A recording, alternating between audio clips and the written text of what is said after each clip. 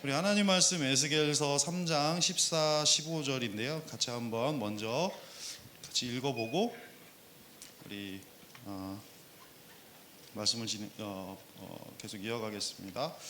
우리 에스겔서 3장 14절과 15절 우리 뒤에 있으니까 우리 같이 한번 읽어보겠습니다. 시작. 주의 영이 나를 들어올려 데리고 가시는데 내가 근심하고 분한 마음으로 가니 여호와의 권능이 힘있게 나를 감동시키시더라. 이에 내가 델 아비브에 이르러 그 사로잡힌 백성 곧 그발 강가에 거주하는 자들에게 나아가 그 중에서 두려워 떨며 7일을 지내니라. 아멘. 우리 잠시 기도하고 말씀 증거하겠습니다. 하나님 도와주시옵소서. 하나님 함께하여 주시옵소서. 하나님 저의 입술을 지켜주시옵소서. 성령님 부어주셔서 오늘 귀한 말씀, 하나님 말씀 온전히 증거할 수 있도록 역사하여 주시옵소서. 우리 귀한 성도님들 마음, 아버지 하나님 마음밭을 읽어주시고 오늘 이 말씀 마음에 깊이 새겨 귀한 열매 맺을 수 있도록 지켜주시옵소서. 예수님의 이름으로 기도합니다. 아멘. 오늘 저는 여러분들과 성령의 감동으로 라고 하는 제목으로 말씀을 좀 증거하도록 하겠습니다. 여러분들 그 에스겔에 대해서 좀 아십니까? 에스겔 뭐 한 사람이죠? 저는 제가 이제 이렇게 오늘 에스겔서를 준비하면서 생각해 보니까 제가 설교하면서 에스겔에 대해서 많이 얘기했던 적이 별로 없는 것 같아요. 그냥 뭐 마른 뼈 얘기만 했던 것 같고 별로 그렇게 에스겔에 대해서 얘기한 적이 없는 것 같은데 사실 에스겔서는 굉장히 길고 굉장히 다양한 이야기들이 들어 있습니다. 여러분 에스겔에 대해서 뭐 기억나시는 거 뭐 있어요? 또 물어봐야 되나 이거? 우리 장로님들 또 물어봐야 되나? 에스겔서를 우리 보시면요, 에스겔이 굉장히 그 내용이 깁니다. 그래서 1에서 3장까지는 그러니까 48장까지 있는데요, 자그만치 1에서 3장까지는 하나님이 에스겔을 부르시는 장면. 오늘 본문이 이제 에스겔을 부르는 그 장면의 거의 끝 부분이에요. 그래서 에스겔을 부르고 그 다음에 4장부터 저기 4인데 잘못 나왔네요. 4장부터 24장까지는 예루살렘에 관한 예언들이 들어있고 25장부터 32장까지는 이방의 나라들 두로와 시돈, 애굽 등등에 관한 예언들이 들어있고요. 33장부터 39장까지는 그 이스라엘의 회복에 관한 이야기들이 들어있고 40장부터 48장까지는 새 땅과 새 성전에 관한 이야기들이 들어있습니다. 그래서 그러니까 에스겔이 하나님 앞에 받은 감동들, 하나님한테 받은 말씀들을 에스겔서 1장부터 그러니까 3장부터 4장부터 거의 48장까지 엄청나게 많은 말씀을 에스겔이 하나님으로부터 받고 그 말씀을 이 에스겔서에다 적었다는 이야기죠. 아주 긴 그런 얘기들이 많습니다. 그리고 에스겔은 또 하나님이 특이한 행동을 말하고 많이 이제 하라고 많이 말씀을 하셨어요.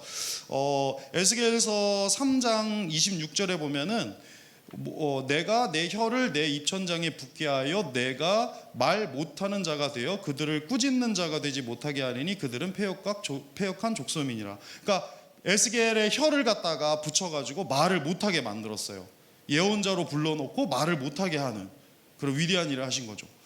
그래서 그렇게 그러니까 이런 특이한 행동들이 많습니다. 그 다음에 또 뭐 어떤 일이 있었냐면 4장 12절에 보면 그 상징적인 행동인데요. 그 떡을 인분 불에 피워 떡을 구워 먹어라. 인분이 뭐죠?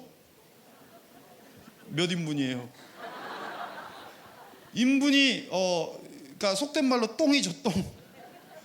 거기다가 불을 피워가지고 떡을 구워 먹어라 이런 이야기를 에스겔이 했고 실제로 에스겔은 그 사람의 그 나중에 이제 그 뒤에 보면은 좀 하나님이 좀 미안했나 봐요.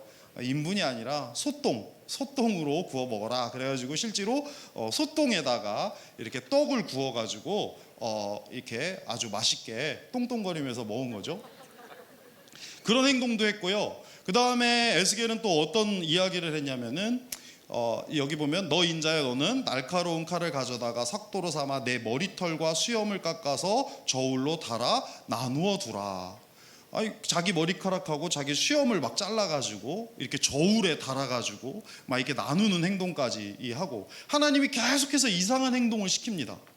그 다음에 또 있습니다. 여기 보면 인자야 너는 포로의 행장을 꾸리고, 그러니까 포로로 잡혀가는 그 행장을 꾸리고 낮에 그들의 목전에서 끌려가라. 내가 내 처소를 다른 곳으로 옮기는 것을 그들이 보면 비록 반역하는 족속이라도 혹 생각이 있으리라. 그러니까 자기 혼자 포로로 잡혀가는 것처럼 행장을 꾸리고, 왜 우리 왜 6.25 같은 영화 보면, 한국 전쟁 영화 보면 사람들이 막 이렇게 보따리 싸가지고 이렇게 내려가잖아요. 그런 모습들을 혼자서 막 그렇게 하는 거예요. 하나님이 시키니까. 하나님이 너 그렇게 하고 뭐 이렇게 돌아다니라 이거예요. 그거를 또 에스겔이 또 잘 했습니다. 그리고 또 뭐 어떤 일이 있냐면, 인자야 너는 떨면서 내 음식을 먹고 놀라고 근심하면서 내 물을 마셔라. 여기는 떨면서 음식을 먹어라. 어떻게 먹어야 돼요? 막 떨면서 그러니까 시키는 대로 하는 거예요. 에스겔은 떨면서 먹어야 돼. 떨리지 않는 상황인데 떨면서 먹어야 되고, 근심하면서 막 물을 먹어야 되고, 이렇게 에스겔한테 하나님이 굉장히 여러 가지 일들을 시킵니다. 근데 가장 이제 강한 게 있어요. 그게 뭐냐면은 여기서 보면은 에스겔의 아내입니다. 아내, 와이프. 그러니까 인자야 내가 내 눈에 기뻐하는 것. 와이프인데요. 내가 내 눈에 기뻐하는 것을 한 번 쳐서 빼앗으리니 너는 슬퍼하거나 울거나 눈물을 흘리거나 하지 말며 죽은 자들을 위하여 슬퍼하지 말고 조용히 탄식하며 수건으로 머리를 동이고 발에 신을 신고 입술을 가리지 말고 사람이 초상집에서 먹는 음식물을 먹지 말라 하신지라. 이게 뭐냐면 자기 와이프가, 네 와이프가 이제 곧 죽을 거다. 내가 데려갈 거다. 근데 울지도 말고 슬퍼하지도 말라, 그 얘기예요. 실제로 에스겔은 자기 와이프가 죽었는데 슬퍼하지도 않고 울지도 않았습니다.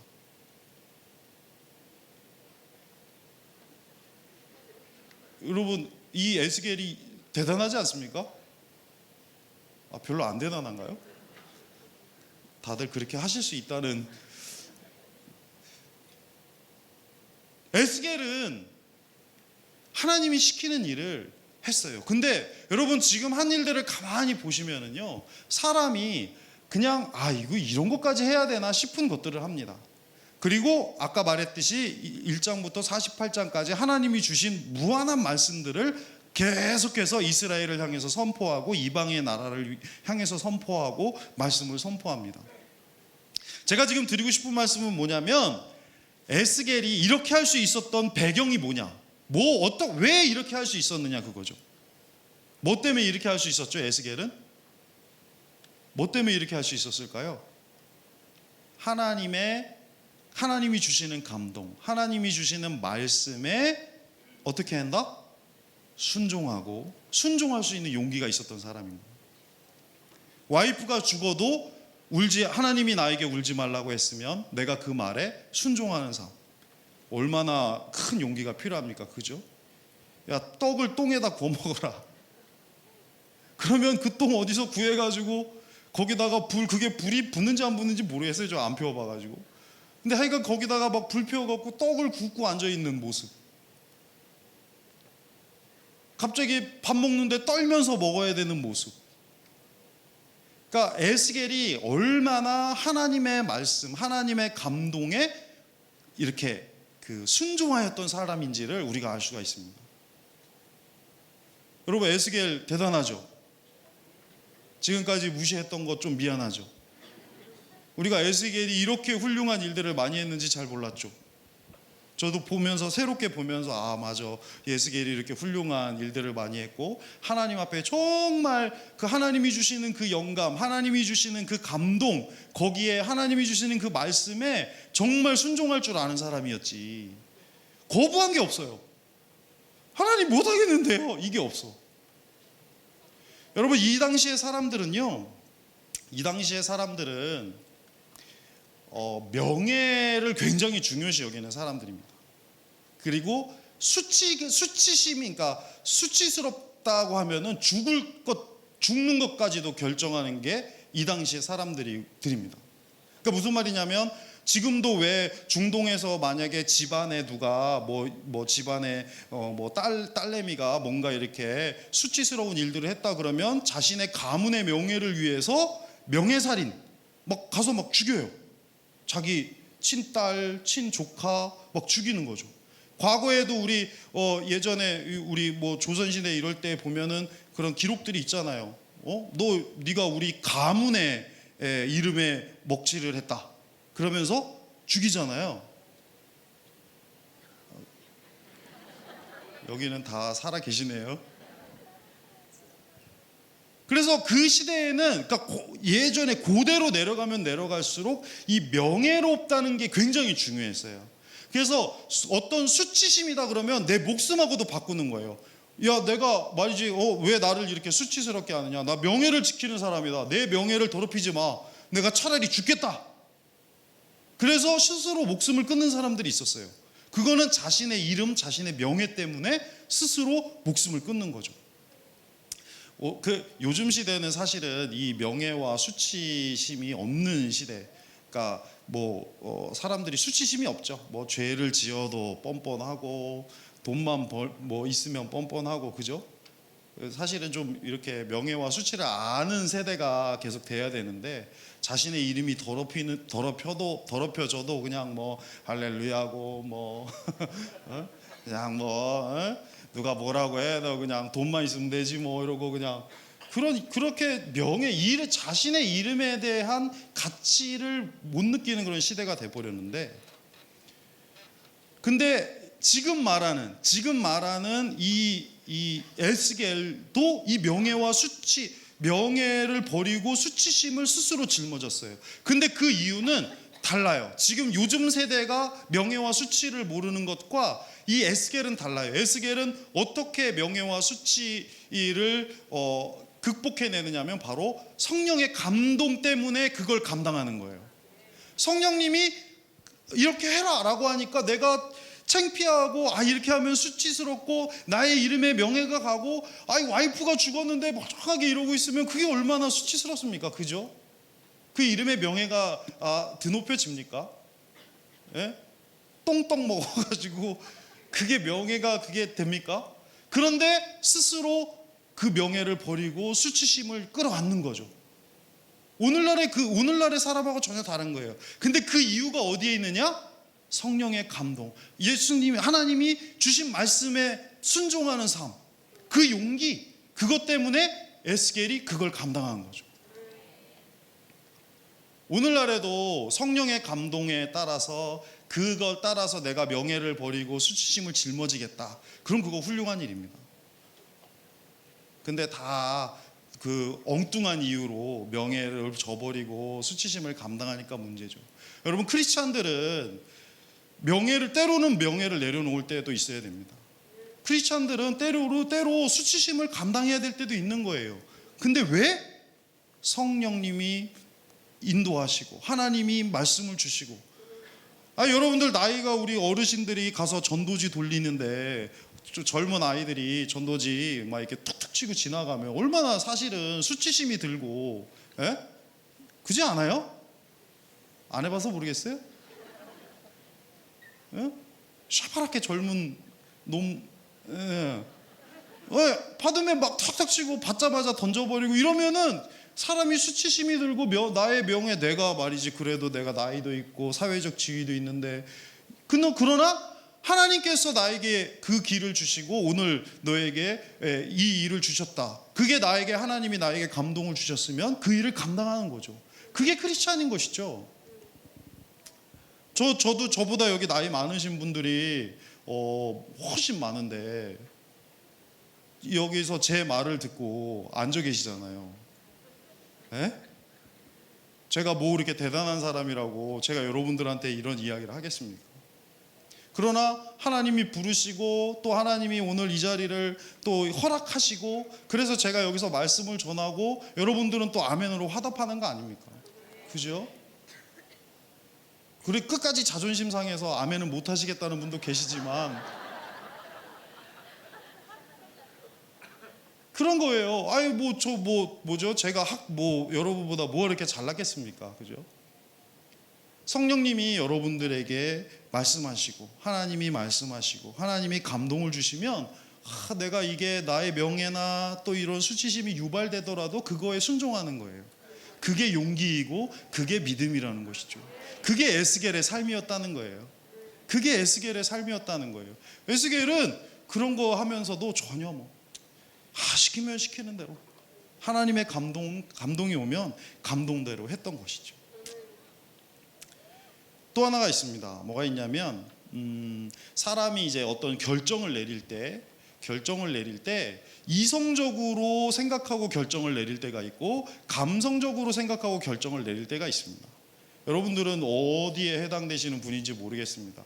그래서 어떤 문제를 결정할 때 사람이 막 그 옳고 그름을 판단하고 이성적으로 쫙 판단해가지고 결정하는 사람이 있고 어떤 사람은 감성적으로 그냥 내가 내 마음에 들면 오케이, 내 마음에 안 들면 버리는 거죠.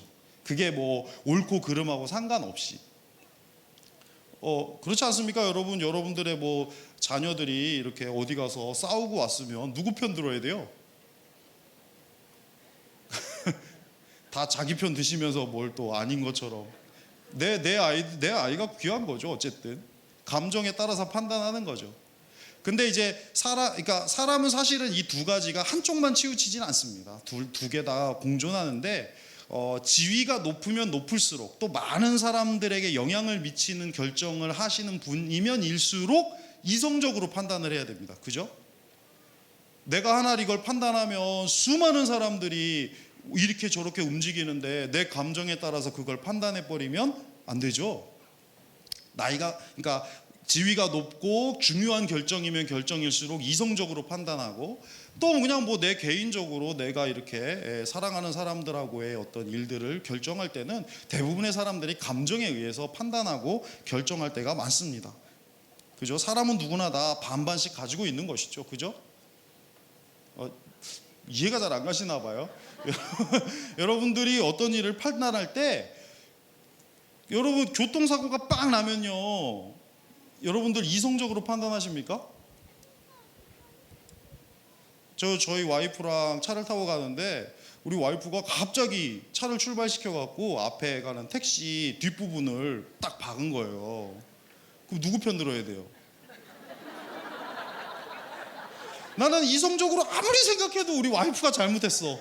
근데 나가서 막 이러니까 그냥 가가지고 이거 택시가 좀 잘못한 것 같은데 이러면서 이거 와이프 편을 들어야지 어떻게 택시 편을 들어요. 그죠? 그분한테 되게 죄송한데. 근데 아무리 생각해도 와이프가 잘못했어. 이거 이렇게 출발하면 안 돼. 이렇게 그냥 확 출발해갖고 뒷차를 박아놓고 막 들어왔다느니 뭐니 이러면서 막 우기는 거야. 그래서 주님 그러면서 그리고 나서 이제 그 택시기사 보내고 뭐 이제 돈 뜯어내고 돈 받고 보내고 그 와이프한테 야 이건 네가 잘못한 거지. 그렇게 출발한 사람이 어딨어. 그러니까 와이프는 또 그래? 또 그러더라고요. 그러니까 사람이 항상 이성적으로 판단할 수도 없고 항상 또 감성적으로만 판단할 수도 없는 거예요. 근데 중요한 문제면 문제일수록 이성적으로 판단해야 그게 정상인 거죠. 그죠? 높은 지위에 있거나 또 많은 사람들이 내 결정에 영향을 받으면 그 사람은 아주 신중하게 이성적으로 판단을 해야 되죠. 그런데 제가 지금 드리고 싶은 말씀은 그 말씀이 아니고 크리스찬들은 이런 판단의 기준 위에 뭐가 있어야 되느냐? 성령의 감동하심이 있어야 된다는 거예요. 할렐루야. 내가 감정적으로 아무리 이 사람 편을 들어야 되고 내가 감정적으로 이 사람을 너무너무 좋아하지만 성령님이 막으시면 거부해야 되는 거예요.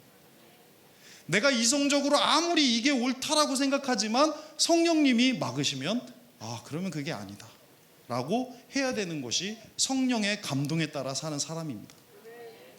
에스겔이 뭐가 그렇게 바보였겠습니까? 이런 행동을 하는 게 뭐가 그렇게 의미 있다고 생각했겠습니까? 그럼에도 불구하고 하나님께서 감동을 주시고 이렇게 해라 말씀하시니까 에스겔이 거길 따라간 거예요. 이성과 감성을 넘어서는 거죠. 여러분들이 어떤 일들을 판단하고 여러분들이 이제 신앙생활을 하고 또 삶에 있어서 사실은 결정의 연속이잖아요. 이렇게 해야 될까 저렇게 해야 될까. 이럴 때마다 물론 이성적으로 판단하고 또는 감성적으로 판단하고 여러분들 나름대로 하겠는데 그 위에 뭐가 있어야 되느냐, 그것보다 위에 뭐가 있어야 되느냐, 성령님의 감동하심이 있어야 된다. 하나님의 감동하심이 있어야 된다. 하나님께 순종하면서 우리가 결정해야 된다라고 하는 것이죠. 여러분들은 뭘 갖고 결정하십니까? 저도 굉장히 이성적인 사람이에요. 그래서 굉장히 그 이성적으로 뭐든지 생각해요. 그래서 저 웬만하면 화를 안 내요. 제가 화를 낼 때는 계획적으로 화를 내는 거예요. 이성적으로 이때는 화를 내야 된다. 그래갖고 화를 내요. 그 제가 화내는 걸 보신 분은 이 사람이 어마어마하게 잘못한 거야. 내가 계획적으로 화를 내기 때문에. 그래서 그럼에도 불구하고 성령님께서 만약에 그런데도 그건 아니다, 참아라, 막아라, 멈춰라 라고 하면 멈춰야 되죠. 여러분들 성령님의 감동에 이렇게 좀 순종하는 삶, 그 삶을 우리가 살 수 있는가 오늘 한번 지금 자기 자신을 한번 돌아볼 수 있었으면 좋겠습니다. 우리 옆에 계신 분들이 이성적인 사람 같아요, 감성적인 사람 같아요? 네? 그것보다 먼저 뭐가 필요하다? 성령의 감동하심이 필요하다. 성령님의 감동에 순종하는 거예요. 이성적으로 이건 절대로 하면 안 돼. 그러나 성령님이 가라 하시면 가는 거죠. 감정적으로 너무 싫어. 이거는 내가 이거 진짜 싫다. 이건 내가 안 할래. 근데 성령님이 가라 하시면은 눈물을 흘리면서 가는 거죠. 거꾸로 너무 좋아. 나는 여기가 너무 좋고 이게 너무 하고 싶은데 성령님이 이제 술 그만 먹어. 그러면 너무 먹고 싶은데 끊어야죠. 오늘 그 음성을 듣는 여러분이 되시기 바랍니다. 성령의 감동으로 우리들의 감정이나 이성적인 모든 판단들, 또 아까 전에 말했던 명예와 수치에 관한 그런 일들들, 그런 것들이 다 성령의 감동 아래에 있었으면 좋겠습니다. 성령님의 감동이 먼저 있고 그 감동에 따라서 여러분들의 삶이 이어져 나갔으면 좋겠습니다. 우리들의 그 성령님의 감동하심이 우리를 이끄는 거, 그게 성령의 감동에 따라 사는 사람이죠. 그죠? 성령의 감동에 따라 사는 여러분들이 되시기를 주님의 이름으로 축원합니다. 성경에 보면 이런 인물들이 참 많았습니다. 그러니까 성령의 감동에 따라 사는 인물들이 참 많았습니다. 그 감동을 받아 사는 인물들 중에 가장 대표적인 게 다윗인 것 같습니다. 그러니까 사무엘이 다윗에게 처음에 그 기름을 부었을 때 다윗이 감동받는, 하나님의 영이 다윗을 감동하는 장면이 성경에 나옵니다. 같이 읽어볼까요? 사무엘이 기름 뿔병을 가져다가 그의 형제 중에서 그에게 부었더니 이날 이후로 다윗이 여호와의 영에게 크게 감동되니라. 사무엘이 떠나서 라마로 가니라.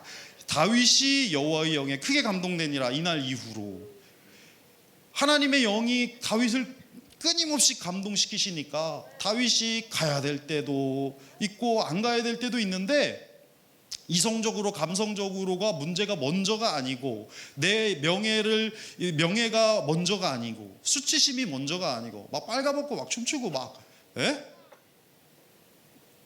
그게 얼마나 수치스러운 일이에요 사실은. 그죠? 근데 하나님의 영이 막 감동시키시니까 그냥 하는 거죠.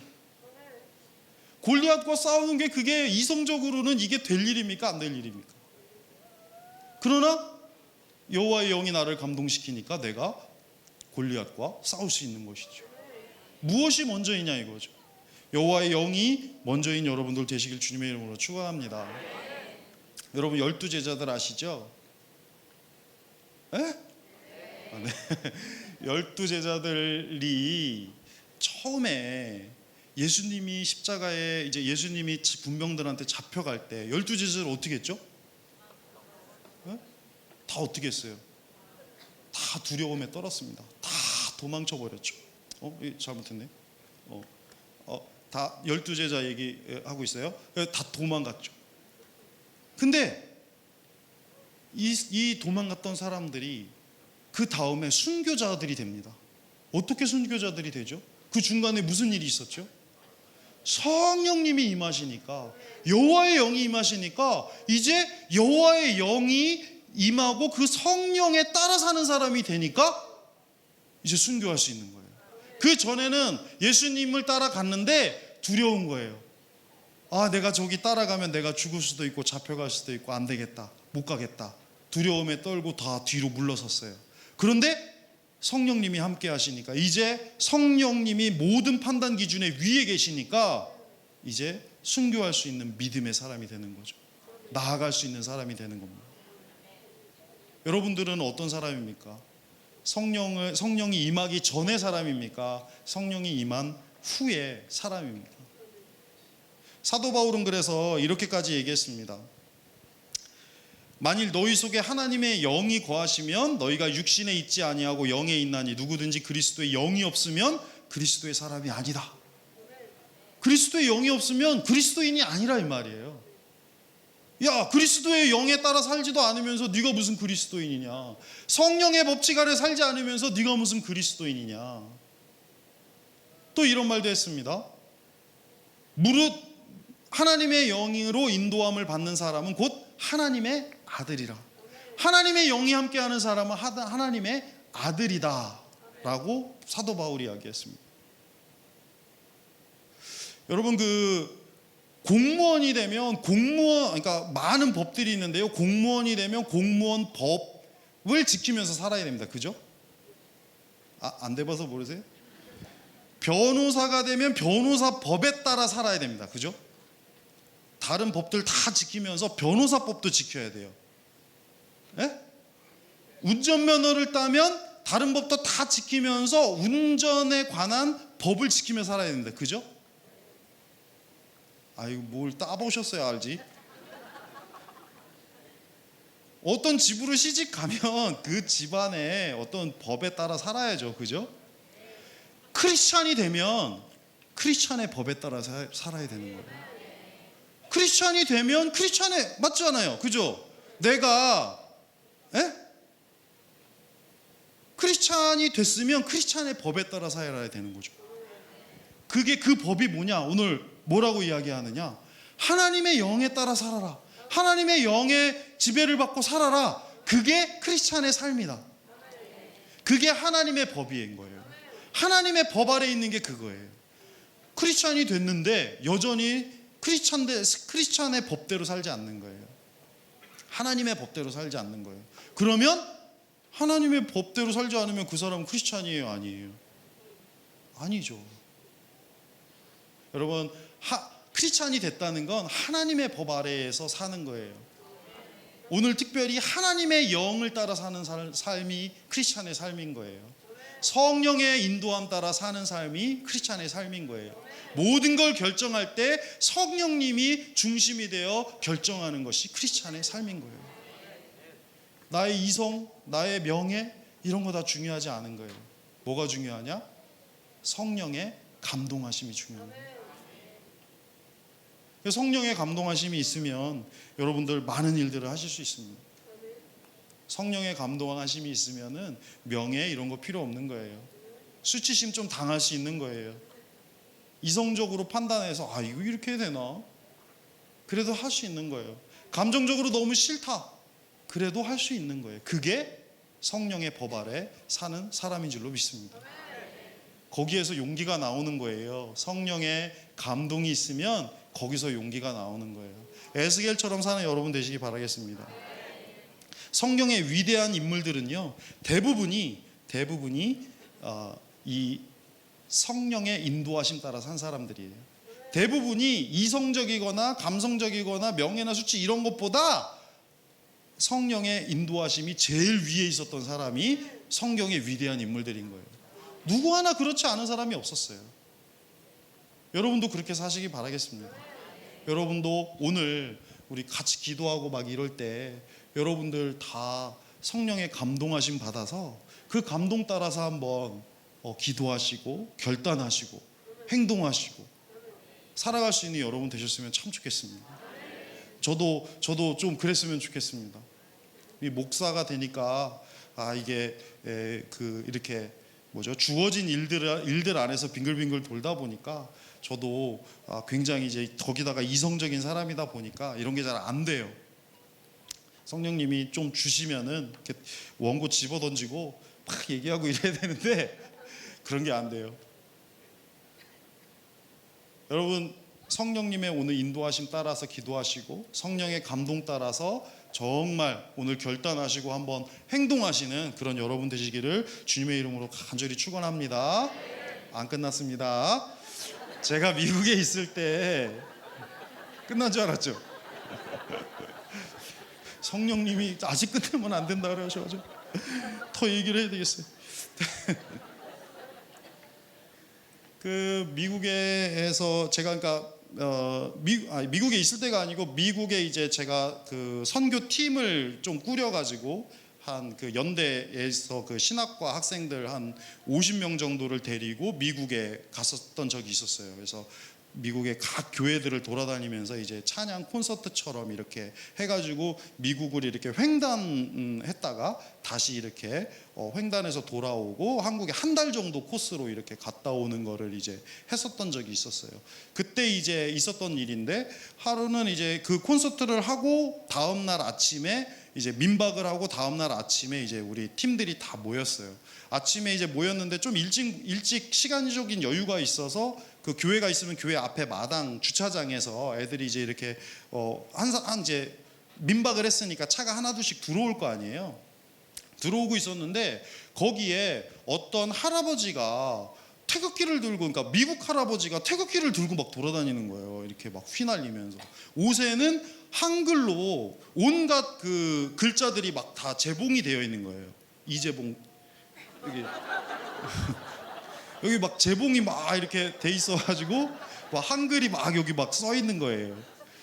그리고 그런 분이 막 돌아다니니까 애들이 와서 뭐지? 막 이런 거예요. 근데 그 미국 사람인 거예요. 근데 이분이 가만히 보니까 한쪽 팔이 없으세요. 그래서 이렇게 옷이 이렇게 돼가지고 한쪽은 막 휘둘리고 막 뒤에 뭐 해병대 써 있고 뭐 막 그런 거 막 온갖 한글이란 한글은 온몸에 다 붙어 있는 거예요.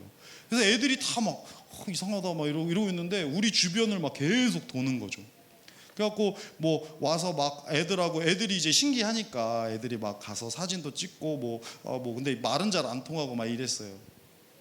그랬는데 이제 우리가 이제 출발을 해야 돼서 안에 모여서 예배를 먼저 드리고 딴 곳으로 출발을 하기 위해서 안으로 다 들어갔는데 들어가고 이제 제가 이제 디렉터니까 다 들여보내고 제가 마지막에 이제 들어가는데 이렇게 보니까 아까 그 할아버지가 그 주차장 한쪽 구석에 이제 애들이 다 들어가니까 주차장 한쪽 구석에 이렇게 쭈그리고 이러고 앉아 계신 거예요. 그래서 그냥 그런가 보다. 애들이 막 좀 이상해요 막 이랬거든요. 그래서 이제 안에 들어가는데 성령님이 이 마음을 주시는 거예요. 저분을 저렇게 보내면 안 된다라는 마음을 자꾸 주시는 거예요. 그래서 어떡하지? 어떡할까? 그러다가 들어갔다가 자꾸 성령님이 그 마음을 자꾸 주시니까 어쩔 수 없이 제가 다시 나왔어요. 그러니까 이분이 막 투벅투벅 이제 되돌아가시는데 제가 막 달려가고 그분을 이제 이렇게 데리고 우리가 예배하는 곳으로 데리고 우리 같이 예배할까요? 그랬더니 이분이 굉장히 한국말을 못 알아듣지만 예배를 하겠다. 그래서 저희가 이제 1시간 동안 저희 한국말로 우리끼리 예배를 드리는데 그분이 앉아 계셨거든요.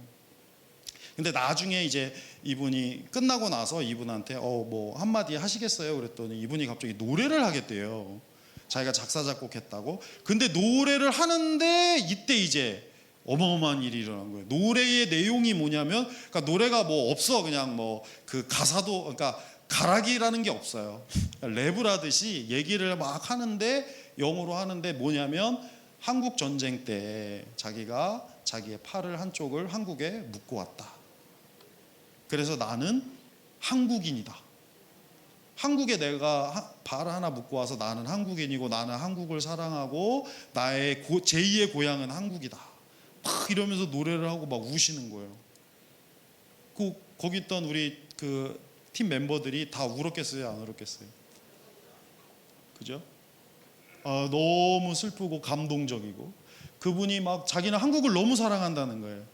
근데 뭐 이제 이제 전쟁에서 한쪽 팔을 잃어가지고 삶이 되게 가난한 거예요. 막 핸드폰도 없고 차도 없어가지고 막 버스를 몇 번 타고 우리 한국 사람이 온다는 얘기를 듣고 왔는데 너무 늦게 온 거예요. 그래서 그 전날 콘서트를 하고 떠나기 직전에 도착한 거예요.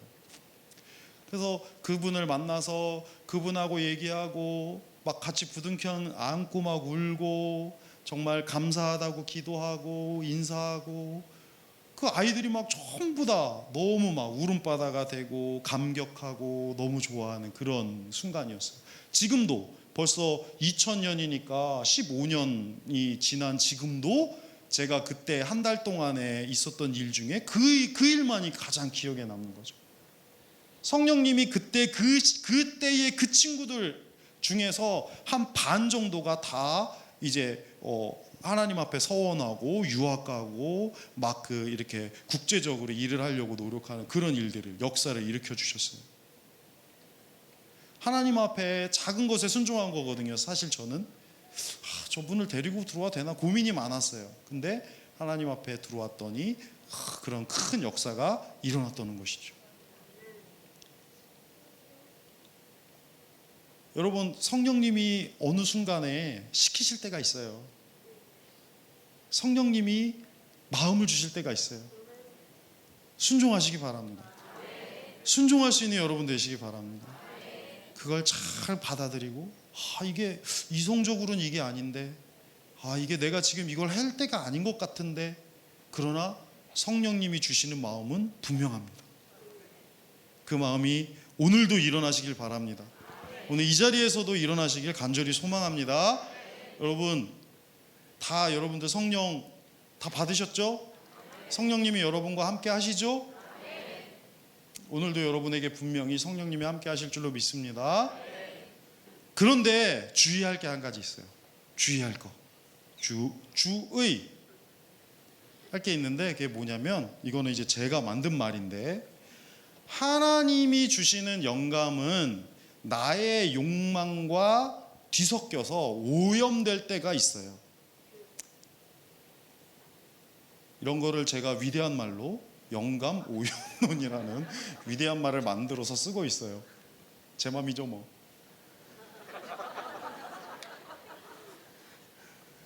하나님의 영감, 그러니까 그래서 어떤 사람은 자꾸만 자기가 하나님한테 영감을 받았다, 나에게 말씀을 주셨다라고 말하는데 주변에 있는 많은 사람들이 보기엔 그건 아닌 것 같은데 라는 경우가 있는 거예요. 그냥 자신의 욕심 같은데 라고 하는 경우가 있는 거예요. 이해가 가세요? 인간이라는 거는 굉장한 욕망의 동물이기 때문에 하나님이 마치 하나님이 주신 영감인 것처럼 자기가 생각하지만 사실은 자신의 욕망의 표현일 때가 많이 있는 거예요. 그래서 조심해야 하고 좀 더 순결해야 되고 좀 더 하나님의 말씀을 순수하게 받으려는 노력이 필요한 거예요. 그래 좀 더 내 걸 내려놔야 되는 거예요. 나의 욕심과 하나님의 영감이 일치할 때 별로 없어요. 대부분이 나의 욕심과는 안 맞아요. 여러분 막 그런 분들도 너무 많이 봤어요. 막 우리 특히 이제 우리 청년들 중에는 막 누구를 기도하니까 누구랑 결혼해야 되는 것 같다 이런 위대한 그런 응답을 받는 친구들이 있거든요. 그거 이제 욕심하고 막 뒤섞이는 거죠. 실제로 받을 수도 있죠. 근데 그게 자신의 욕심과 자신의 욕망과 뒤섞이니까 자꾸만 그런 응답이 오는 것 같은 거죠. 이걸 굉장히 조심해야 돼요. 이게 잘못되면 굉장히 하나님의 사람인 것처럼 영감에 따라 사는 사람인 것처럼 성령에 따라 사는 사람인 것처럼 보이는데 실제로는 자신의 욕망을 쫓아서 사는 사람이 되는 거예요. 여러분 이렇게 이게 주의예요. 그래서 주의. 하나님이 나에게 주신 이 영감이 정말 하나님이 성령님이 나에게 말씀하신 이게 진짜 이게 순수하게 하나님의 말씀인가? 나의 욕망의 표현은 아닌가? 이거에 대해서 항상 고민하고 갈등하고 기도해야 되는 거예요. 순수하게 내려놓고 그 말씀을 받을 수 있어야죠. 여러분 오염된다는 걸 기억하셔야 돼요. 인간은 죄악의 산물이잖아요. 하나님의 말씀이 인간에게 계속해서 인간에 의해서 오염되는 거예요. 목회자의 말을 다 믿으면 안 돼요. 제가 우리 담임 목사님을 참 존경하는 것 중에 하나가 그 개인적인 쓸데없는 말씀을 안 하세요. 말실수를 안 하세요. 근데 여러분 얼마나 많은 목회자들이 설교단에서 자기의 욕망의 이야기를 합니까? 그죠? 다른 분 설교는 절대 안 들으시는구나. 축복합니다. 다 자기의 욕망, 어쩌다 보면 저거는 도대체 저게 설교인지 본인의 어떤 욕망의 표현인지를 알 수가 없을 때가 많아요. 근데 우리 담임 목사님은 절대 그런 게 없으시잖아요. 할렐루야. 이런 거는 꼭 담임 목사님한테 전달해 주세요. 저의 욕망이었어요. 저는 그래서 항상 그 부분을 너무나 존경스럽게 생각합니다. 그러니까 그런 말을 안 하시려고 끊임없이 원고를 검토하시고 내 욕심에 관해서 내가 지금 하고 그거에 대해서 다 이렇게 체크하시는 모습을 보면은 참 훌륭하다는 생각을 많이 하게 됩니다. 얼마나 많은 목회자들이 또 얼마나 많은 신앙인들이 얼마나 많은 사람들이 다 자기 욕망에 따라서 이야기를 해놓고 하나님이 주신 말씀이다라고 거짓말하는지 모르겠어요. 본인은 그냥 그렇게 진짜로 믿고 있는 거지만 사실은 자신의 욕망의 표현이라고 할 수가 있는 것이죠. 여러분 우리가 그래서 더 순수해져야 됩니다. 더 내려놓아야 하고 더 욕심을 버려야 되고 더 비운 상태에서 하나님의 영감을 받고 하나님 성령의 임재하심을 받고 성령님의 응답을 받아야 되는 겁니다. 여러분 욕심을 버리시고 오늘 한번 쫙 비워보시고 성령님이 나에게 주시는 말씀에 귀를 기울이는 여러분이 되셨으면 참 좋겠습니다. 그러면 아마 정말 성령님이 여러분들에게 정말 은혜로운 말씀을 오늘 하실 거예요. 정말 성령님이 여러분에게 하시고 싶은 지금 나에게 하시고 싶은 그 말씀을 분명히 하시게 될 것입니다. 오늘 같이 기도하면서 우리 마음을 다 비우고 깨끗이 비우고 욕심을 비우고 성령님의 정말 그 영감을 받고 성령의 감동에 따라서 순종하는 그런 우리가 되었으면 참 좋겠습니다. 오늘 제가 드리고 싶은 말씀은 이 한마디입니다. 성령의 감동에 순종하는 삶. 이것이 용기 있는 삶입니다. 성령의 감동에 순종하는 게 결코 쉬운 일이 아닙니다. 성령의 감동에 순종하는 여러분이 되시기를 주님의 이름으로 간절히 축원합니다. 오늘 성령님이 여러분들 감동하실 줄로 믿습니다.